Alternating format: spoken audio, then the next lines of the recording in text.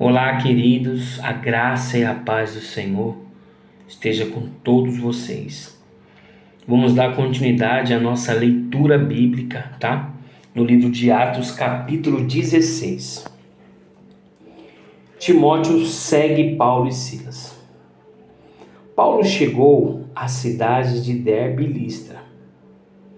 Em Listra morava um cristão chamado Timóteo. A mãe dele, uma cristã, era da raça dos judeus, mas o pai dele não era judeu. Todos os irmãos que moravam em Listra e Icônio falavam bem de Timóteo. Paulo quis levá-lo consigo e por isso o circuncidou, pois todos os judeus que moravam naquele lugar sabiam que o pai de Timóteo não era judeu.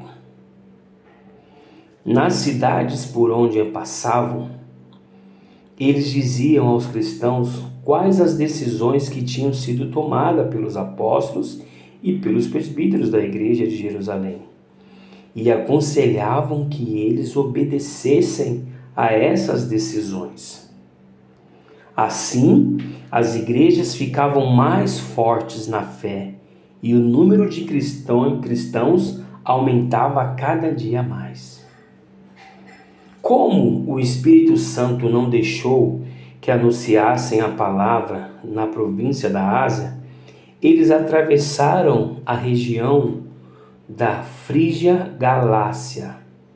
Quando chegaram perto do distrito de Mícia, tentaram ir para a província da Bitínia, mas o Espírito de Jesus não deixou.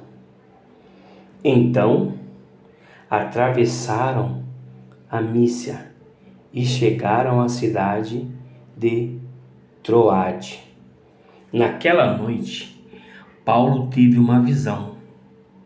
Ele viu um homem da província da Macedônia, que estava de pé e lhe pedia: venha para a Macedônia e nos ajude.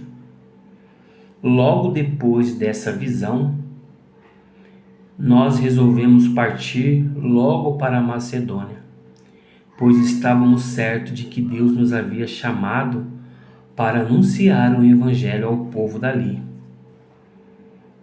Nós embarcamos em Troade e fomos diretamente para a ilha de Samotrácia.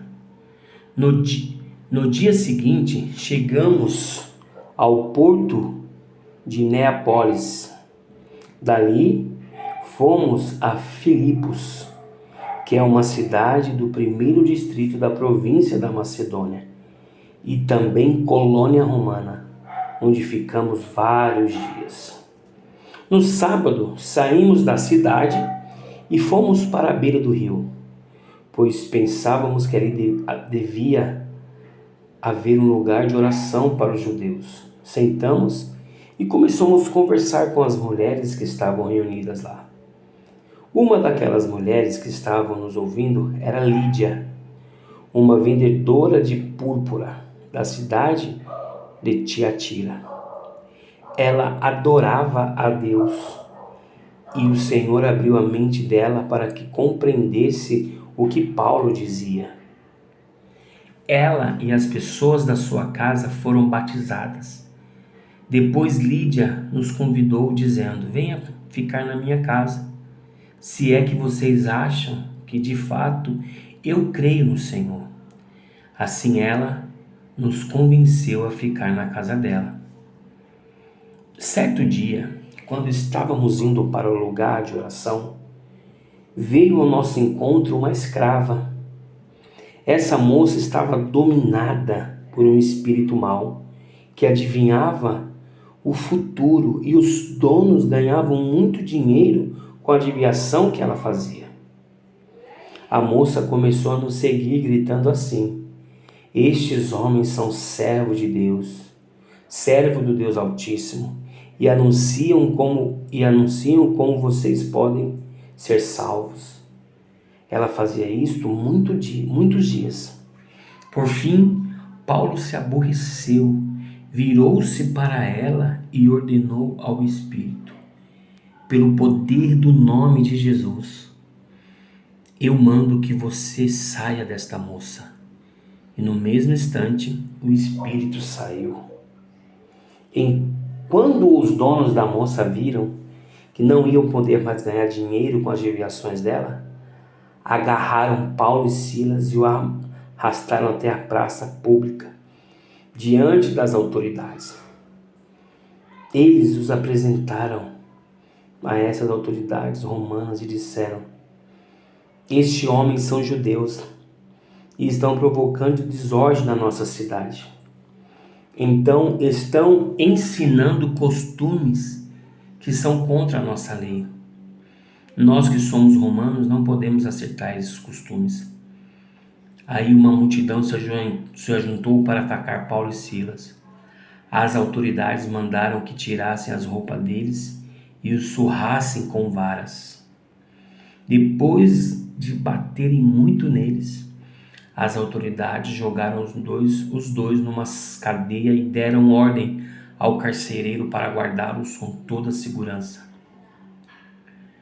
Depois de receber essa ordem, o carcereiro os jogou numa cela que ficava no fundo da cadeia e prendeu os pés deles entre dois blocos de madeira. Mais ou menos à meia-noite, Paulo e Silas estavam orando e cantando hino a Deus, e os outros presos escutavam. De repente o chão tremeu. O chão tremeu tanto que abalou os alicerces da cadeia. Naquele instante todas as portas se abriram e as correntes que prendiam os presos se arrebentaram. Aí o carcereiro acordou quando ouviu que os portões da cadeia estavam abertos. Pensou que os prisioneiros tinham fugido.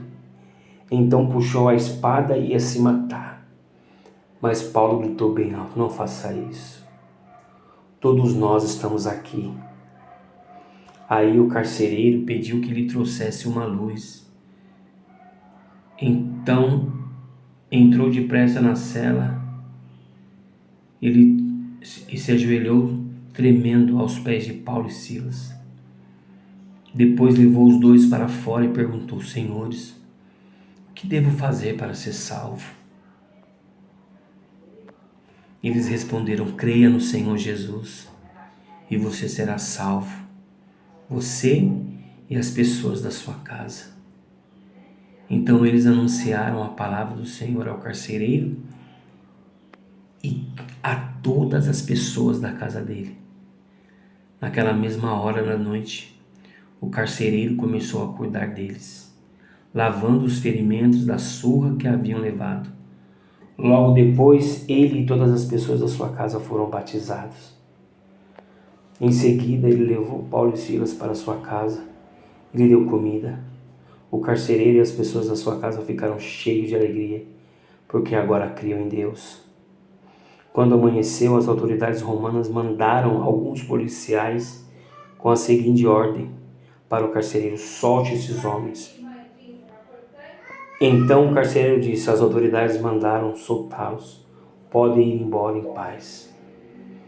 Mas Paulo disse aos policiais: eu e Silas somos cidadãos romanos, e mesmo assim, sem termos sido julgados, fomos surrados em público, e depois nos jogaram na cadeia, e agora querem nos mandar embora, assim em segredo? Isso não.